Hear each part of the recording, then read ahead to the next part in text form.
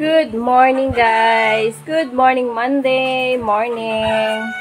For today's video natin, as usual, dito na naman tayo sa bahay. So, welcome sa aking panibagong buhay bilang isang full-time mom. So, it's about 10 a.m. in the morning guys.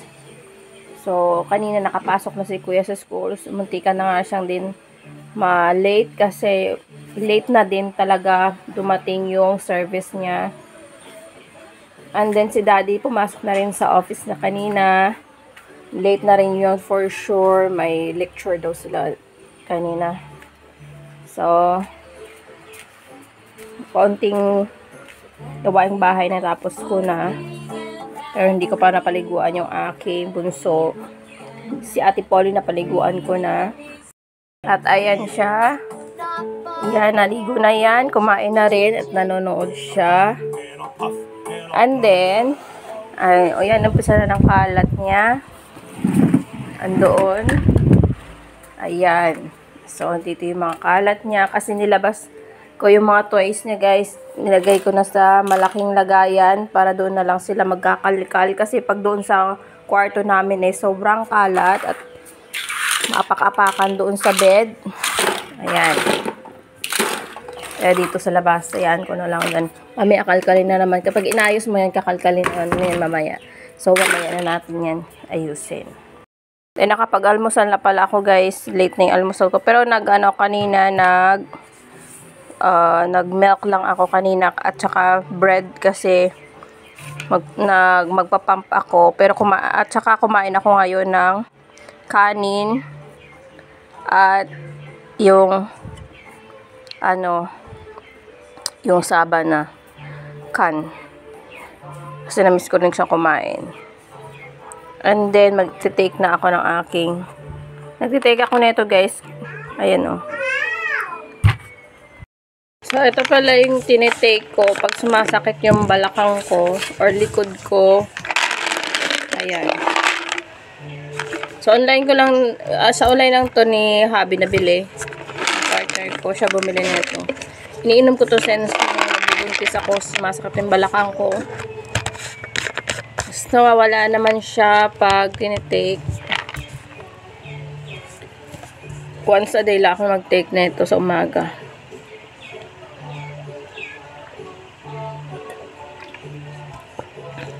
Sumasakit kasing mga buto-buto ko pag itong maraming ginagawa, pampapagod, ayan. Siguro, tumatanda na rin, ganun na rin din siguro. Kaya kailangan natin mag-take ng calcium, ayan. Effective naman siya sa akin, guys, sa akin. Kasi nararamdaman ko naman na nawawala yung sakit.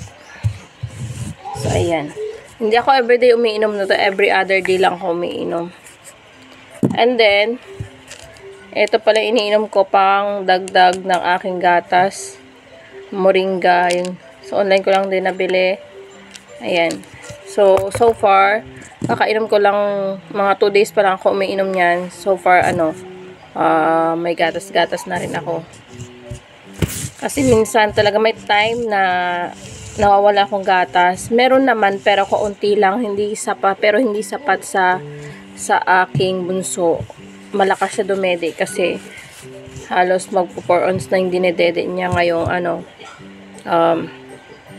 sobrang 4 months na siya, mag 2 months na siya itong April 14. So malakas talaga siya dumede. Ganun daw talaga pag lalaki, malakas dumede, kaya kailangan ko ng supplement na pampalakas ng aking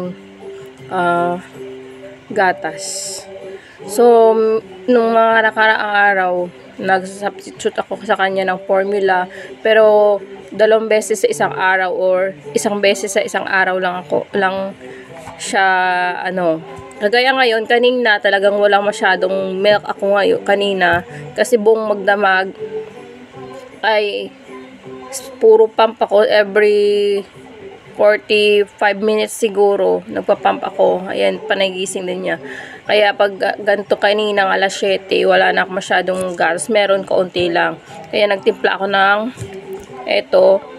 formula. 3 ounce lang tinimpla ko, pero hindi naman niya naubos. So, ganito nasasayang lang. parang pampatulog na niya. Kasi itong batang to, napapansin ko sa kanya, hindi siya natutulog hanggat hindi siya busog. Kahit hindi naman masakit yung tiyan or walang kabag or ewan ko. Basta ganun, pag nakadede na siya, matutulog na yun siya. Ganun na na-observan ko sa kanya. Pag kailangan may pampatulog talaga siya. Pag pacifier naman yung ilalagay ko sa kanya, alam na alam niya. Alam na alam niya, niluluwa niya yan. So, ayun, napapatimpla ko kahit Pero, mas malamang pa rin yung breast milk kong pinapainom sa kanya. Kung gugustuhin ko nga talagang pure na pure siya, walang magagawa. Kasi hindi talaga ako yung magatasin na klaseng tao. Kasing nanay. Even sa aking kay Ate Pauline, nag breastfeed din ako breast pump din ako sa kanya. Almost 8 months or 9 months lang yung tinagal. Na yun, paunti-unti na yun. Kumukunti-kunti na talaga yung yung gatas ko. Pero talagang pinilit ko. Kahit nga dumudugo na yun, may dugo na lumalabas sa sa nipple ko. Pero natural lang daw yun. Nagkulay pink na yung gatas ko. Yung makikita nyo yan sa nakaraang video ko last 2 years, andyan yan. Pinakita ko yung yung pink na gatas. Di ko alam kung wala naman siyang sugat sa labas, sa loob, parang sa loob. Di ko alam kung anong nangyari. Pero hindi ko yung pinadedi sa kanya. So, ayun yung experience ko. Kasi, unti-unti na kasi nawawala yung gatas ko.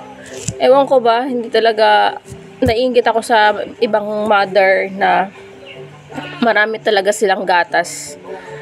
Ayun, hindi sila namoblema pag nabubuntis sila kasi marami silang gatas. Ako talaga pahirapan ako maggatas. Kailangan ko talagang kumain, uminom ng tubig.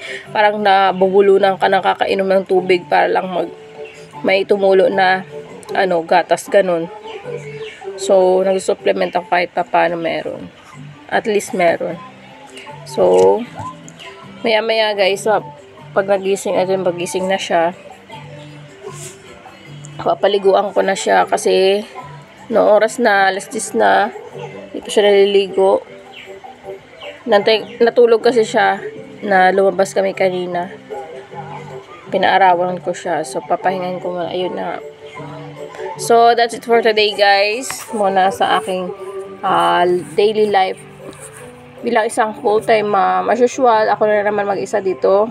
Ako may isang yung gumagawa ng gawaing bahay, nag-duty na si Daddy. So, magkikita na naman kami sa Huwebes ng gabi. Ilang araw na naman siya mawala. So, isang araw ratsada na naman mag-isa dito sa bahay. Pero, kaya rin naman guys, paunti-unti, hindi ko naman nirarush yung gawaing bahay. Inuunti-unti ko lang. Sinusunod-sunod ko lang habang yung mga bata ay naglalaro or natutulog. Ayan. So, kahit paano nagagawa ko naman yung ibang gawain. So, thank you for watching guys. Please subscribe my channel po. God bless.